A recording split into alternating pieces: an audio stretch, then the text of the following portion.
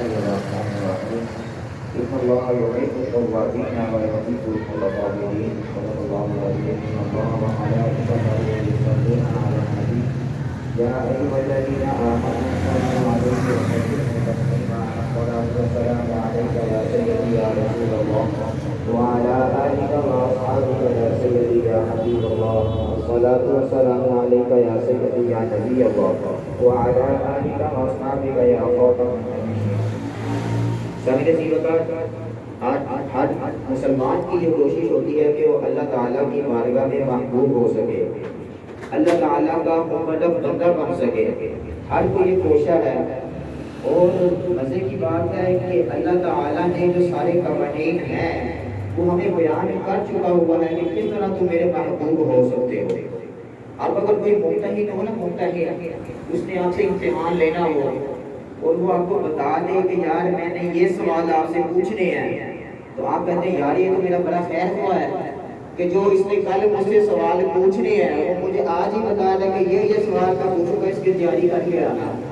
یار اللہ تعالیٰ دیکھیں ہم پر کس قدر مہربان ہے کہ اس نے کل جو سوالات ہم سے کرنے ہیں قیامت والے دن وہ ہمیں ابھی سے بتا چکا ہوا ہے کہ میں یہ سوال کروں گا، اے مسلمانوں اس کی تیاری تم کر کے آنا.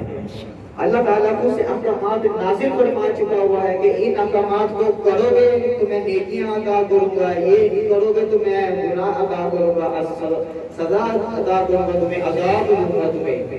اللہ تعالیٰ ہر چیز کو ہمیں بیان کر چکا ہوا ہے.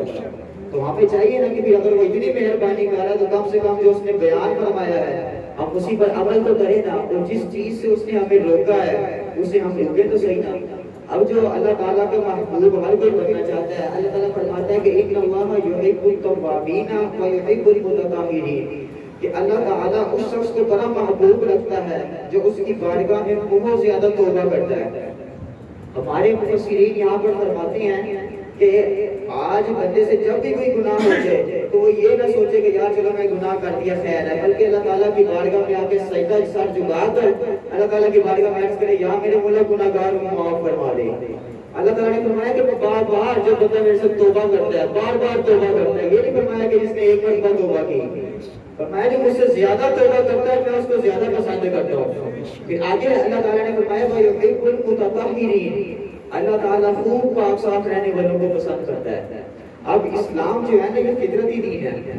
اللہ تعالیٰ نے اسلام کے احکامات کو انسان کی فطرت کے مطابق سب نازل فرمایا ہے، اور اسلام کے اندر جس قدر پاکی کی اہمیت دی گئی ہے اتنی کم ہی ہے کسی اور چیز کو دی گئی ہو. اور اگر آپ دیگر مذاہب کو بھی دیکھیں، کسی مذہب میں بھی اس قدر پاکی کو صفائی کو اہمیت نہیں ہے جتنی اسلام میں دی جاتی ہے. حضور نے فرمایا الطہور شطر الایمان، پاکی صفائی جو ہے وہ ایمان کا جز ہے. اور ایک اور حدیث میں حضور نے فرمایا الطہور نصف الایمان، پاکی جو ہے وہ آدھا ایمان ہے.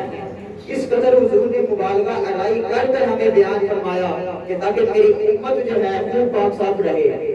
اب ہمارے اندر نا ایک غلط فہمی جو ایک پائی جاتی ہے وہ یہ ہے کہ ہم صاف کو بھی جو ہے پاک سمجھ لیتے ہیں. ہم سمجھتے ہیں کہ کوئی چیز صاف ہے تو وہ پاک بھی ہے. مثال کے طور پر اگر کسی کو اختلاف ہوتا ہے، غسل اس پر فرض ہو چکا ہے، اس کا جسم ناپاک ہے، اب اس کے مطابق اس نے اگر نہا لیا ایک مرتبہ وہ سمجھتا ہے کہ میں صاف ہو چکا ہوں. اس میں کوئی غلط بات نہیں ہے کہ وہ صاف نہیں ہوا، وہ صاف ہو چکا ہے لیکن وہ پاک نہیں ہوا ہے. اس کے پاک ہونے کے لیے ضروری ہے کہ جس طرح حضور نے فرمایا ہے کہ غسل فرض ہے اور اس کے اندر جو غسل کے فرائض ہیں اگر ہم ان کو ادا کریں گے تو تب ہمارا غسل ہوگا. اگر آج اس کو ہم کہہ دیتے ہیں کہ بھائی میں نے نہا لیا کہ میں پاک صاف ہوں، اگر ہم غسل کے فرائض نہیں ادا کرتے ہیں تو ہم پاک نہیں ہوتے ہیں. اسی طرح ہمارے وہ کپڑے جو ہمارے لباس جو ہے وہ ہم کہتے ہیں جو ہم نے مشین کے اندر ایک مرتبہ دھو دیا ہے صاف ہو گئے ہیں. اس میں کوئی دوسری رائے نہیں ہے کہ صاف نہیں ہوئے، صاف ہو چکے ہوئے ہیں لیکن وہ پاک نہیں ہوئے ہیں. صاف ہونے میں اور پاک ہونے میں بڑا فرق ہے. پاک تب ہوگے جیسے حضور نے فرمایا کہ جب اگر کوئی کپڑا تمہارا ناپاک ہو جائے اس کو تم نے 3 مرتبہ دھونا ہے. ایک مرتبہ دھویا، اس میں سے اچھی طرح پانی کو خشک کیا، پھر سے اس کو دھویا، پھر سے پانی کو خشک کیا، پھر سے دھویا، پھر سے پانی کو خشک کیا. جب یہ عمل ہم 3 مرتبہ دھوائیں گے تب آ کر ہمارا کپڑا پاک ہوتا ہے. وگرنہ صاف تو ہے لیکن پاک نہیں ہے. تو آج ہمارے معاشرے میں یہ غلط عام چیزیں جو چل چکی ہوئی ہیں کہ ہم صاف کو بھی پاک سمجھ رہے ہوتے ہیں. اسی لیے حضور نے فرمایا اب تو نصف الایمان. کیوں؟ کیونکہ اگر بندہ پاک نہیں ہوگا، ہمارا لباس پاک نہیں ہے، ہمارا جسم پاک نہیں ہے، جیسے جتنی مرضی نمازیں پڑھتے رہے، قرآن پڑھتے رہے، ہم اس کو ثواب نہیں ملے گا. بے شک ہم روزے بھی رکھیں، سب کچھ کریں، ثواب نہیں ملے گا. کیوں؟ پاک نہیں ہے. ان سب چیزوں کی جو شرطیں ہیں، نماز کی جو شرط ہے، روزہ رکھنے کی جو شرط ہے، قرآن کی جو شرط ہے، پڑھنے کی جو شرط ہے، ان سب چیز کی شرطیں جو ہیں وہ پاک ہو جائیں. اگر ہم پاک نہیں ہیں تو بے شک ساری رات بھی ہم سجدے کرتے ہیں، اس کا ثواب ہمیں نہیں ملے گا. اسی طرح ایک مرتبہ حضور صحابہ کرام کے ساتھ چل رہے تھے تو 2 قبریں رستے میں سے گزری.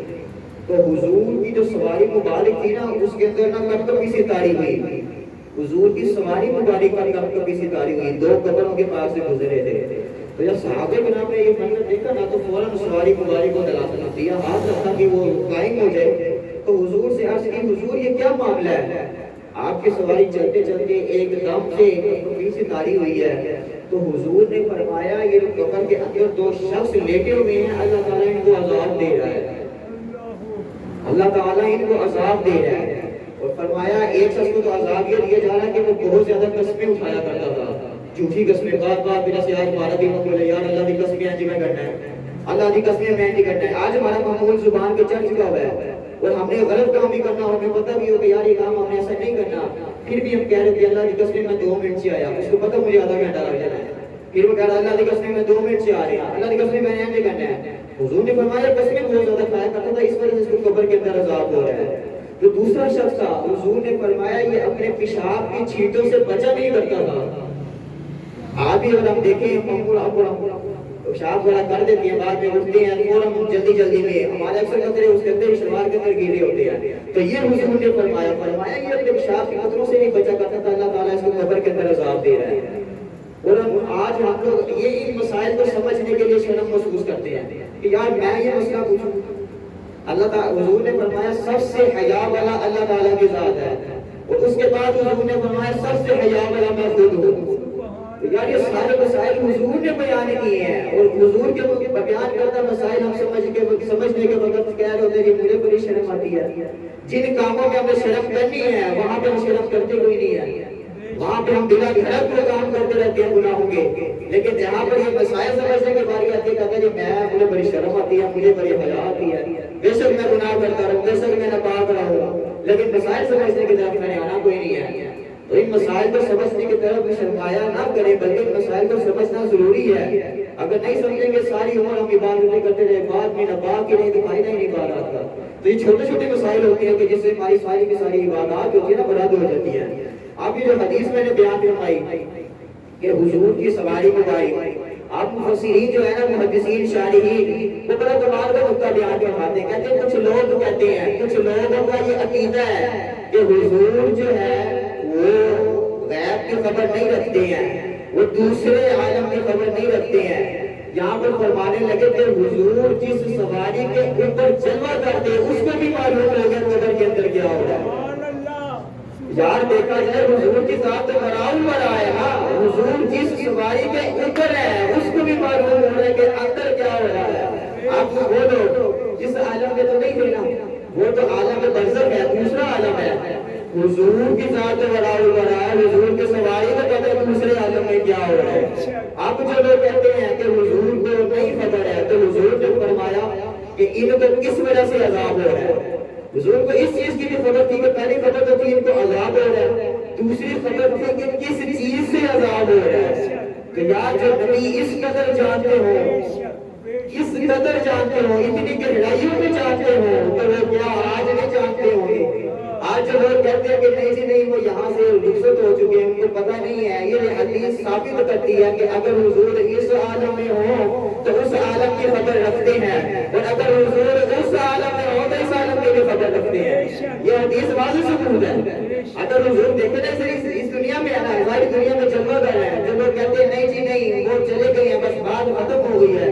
اگر اس عالم میں رہ کر، اس دنیا میں رہ کر حضور بتا رہے ہیں کہ دوسرے عالم میں کیا ہو رہا ہے، تو جب حضور دوسرے عالم ہو جائیں گے تو بدرجہ اولا بتا سکتے ہیں کہ اس عالم میں کیا ہو رہا ہے. اس لیے ہمارا امام فرماتے ہیں کہ حضور آپ سب کچھ جانتے ہیں، اور یہ ہمارا عقیدہ نہیں ہے، بلکہ صحابہ کرام جب بھی حضور کی بارگاہ میں کوئی سوال کیا کرتے تھے نا، جب حضور ان سے سوال کر لیا کرتے تھے کہ بتاؤ میرے صحابہ یہ مسئلہ کیسے ہے، تو فرماتے تھے کہ اللہ و رسولہ عالم، اللہ جانے اور اس کا رسول جانے، ہمیں نہیں معلوم ہے، حضور آپ جانتے ہیں، آپ کا رب جانتا ہے، آپ نے بتایا ہمیں، بس بات ختم ہو گئی۔ یہ عقیدہ صحابہ کرام کہتے ہیں حضور آپ سب کچھ جانتے ہیں، یہ صحابہ کرام ہمیں عقیدہ دے کر گئے ہیں، اور آج ہمیں بھی چاہیے اپنے عقائد پر کرتے ہوئے اپنا ایمان جو ہے نا عقائد کا نام ہی ہے، ایمان کسی اور چیز کا نام نہیں۔ آج لوگ سمجھتے ہیں کہ ایمان کوئی اور چیز ہے، اور یہ عقائد جو ہے یہ کوئی اور چیزیں ہیں، ایسی بات کوئی نہیں ہے، بلکہ جو عقیدہ ہے وہی اصل میں ایمان ہے،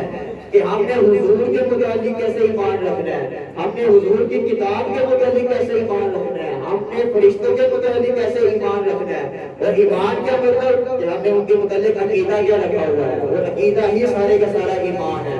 تو ہم لوگوں کو چاہیے کہ جو ہمارے اسلاف ہمیں عقیدہ دے کر یہ ہم پختہ رہے، اس پر مضبوط رہے۔